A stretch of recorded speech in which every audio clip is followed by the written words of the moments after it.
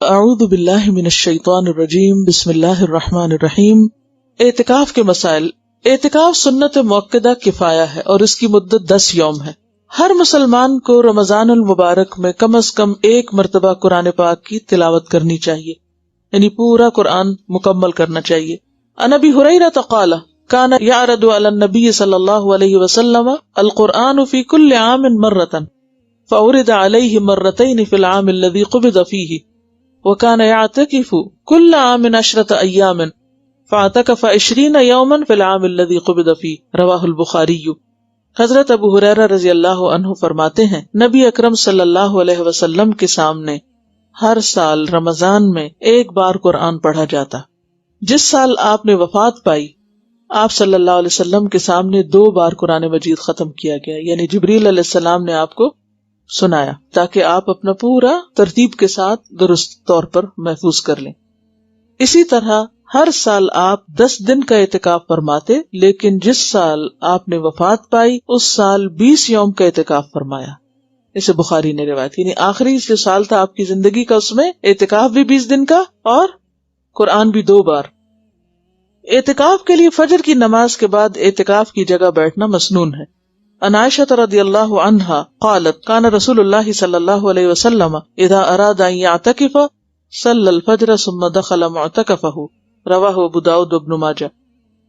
حضرت عائشہ فرماتی ہیں کہ رسول اللہ صلی اللہ علیہ وسلم جب اعتکاف بیٹھنے کا ارادہ فرماتے تو فجر کی نماز پڑھ کر معتکف میں داخل ہوتے، یعنی رات کی عبادت کر کے اور پھر فجر پڑھ کے اپنی جگہ پر رہ جاتے۔ اعتکاف کرنے والے کی بیوی ملاقات کے لیے آ سکتی ہے اور اعتکاف کرنے والا بیوی کو گھر تک چھوڑنے کے لیے مسجد سے باہر جا سکتا ہے، یعنی اگر کوئی اور نہ ہو ایسا ذریعہ۔ عن صفیہ رضی اللہ عنہا قالت کان رسول اللہ صلی اللہ علیہ وسلم معتکفا فأتیتہ ازورہ لیلا فحدثتہ ثم قمت لانقلب فقام معی لیقلینی متفق علیہ۔ حضرت صفیہ فرماتی ہیں کہ رسول اللہ صلی اللہ علیہ وسلم اعتکاف میں تھے، میں رات کو نبی اکرم صلی اللہ علیہ وسلم سے ملنے آئی اور باتیں کرتی رہی، واپس جانے کے لیے اٹھی تو نبی اکرم صلی اللہ علیہ وسلم مجھے چھوڑنے کے لیے اٹھ کر کھڑے ہو گئے۔ اسے بخاری اور مسلم نے روایت کیا ہے۔ مردوں کو اعتکاف مسجد میں ہی کرنا چاہیے کیونکہ قرآن پاک میں آتا نا وَأَنْتُمْ عَاكِفُونَ فِي الْمَسَاجِدِ۔ رمضان میں اعتکاف کے لیے روزہ رکھنا ضروری ہے، یعنی اعتکاف کے ساتھ روزہ شرط ہے۔ حالت اعتکاف میں بیمار پرسی کے لیے جانا، جنازے میں شریک ہونا، بیوی سے مجامت کرنا، بشری تقاضوں کے بغیر اعتکاف کی جگہ سے باہر جانا منع ہے۔ عن عائشہ رضی اللہ عنہا انہا قالت السنۃ علی المعتکف الا یعود مریضا ولا یشہد جنازۃ ولا یمس امرأۃ ولا یباشرها ولا یخرج لحاجۃ الا لما لا بد منہ ولا اعتکاف الا بصوم ولا اعتکاف الا فی مسجد جامع رواہ ابو داؤد۔ حضرت عائشہ رضی اللہ عنہا فرماتی ہیں اعتکاف کرنے والے کے لیے سنت یہ ہے کہ وہ بیمار پرسی کو نہ جائے، یعنی کوئی بیمار بھی ہو تو وہ نہیں نکل سکتا، جنازے میں شریک نہ ہو الا یہ کہ اسی مسجد میں کوئی جنازہ پڑھا جا رہا ہے لیکن وہ قبرستان تک نہیں جائے گا، بیوی کو نہ چھوئے، نہ اس سے مجامت کرے۔ اعتکاف کی جگہ سے ایسے ضروری کام یعنی قضاء حاجت، فرض، غسل وغیرہ کے بغیر نہ نکلے۔ اگر مسجد میں ٹوائلٹ نہیں ہے یا نہانے کی جگہ نہیں ہے اور نہانے کی ضرورت پیش آ گئی تو اس صورت میں صرف مسجد سے نکل سکتا ہے، یعنی جس چیز کے بغیر چارہ ہی نہ ہو۔ اعتکاف روزے کے ساتھ ہی ہوتا ہے اور جامع مسجد میں ہوتا ہے، یعنی یہ مسنون اعتکاف۔ عورتوں کو بھی اعتکاف کرنا چاہیے۔ عن عائشہ رضی اللہ عنہا ان النبی صلی اللہ علیہ وسلم کان یعتکف العشر الاواخر من رمضان حتی توفاہ اللہ ثم اعتکف ازواجہ من بعدہ رواہ مسلم۔ حضرت عائشہ رضی اللہ تعالی عنہا سے روایت ہے کہ نبی اکرم صلی اللہ علیہ وسلم رمضان المبارک کا آخری عشرہ 21 سے 30 رمضان تک اعتکاف فرمایا کرتے تھے، یہاں تک کہ آپ نے وفات پائی۔ آپ کے بعد آپ کی ازواج مطہرات نے اعتکاف کیا۔ اس سے مسلم نے روایت کیا ہے۔ اگر کسی کو اعتکاف کے لیے 10 دن میسر نہ آ سکے تو جتنے دن میسر ہوں اتنے دنوں کا ہی اعتکاف کر لینا چاہیے، حتیٰ کہ ایک رات کا اعتکاف بھی درست ہے، چند گھنٹوں کا بھی کر سکتے ہیں۔ عن ابن عمر رضی اللہ عنہما ان عمر سأل النبی صلی اللہ علیہ وسلم قال كنت نذرت في الجاهلية أن أعتكف ليلة في المسجد الحرام قال اوفی بنذرک، رواہ البخاری۔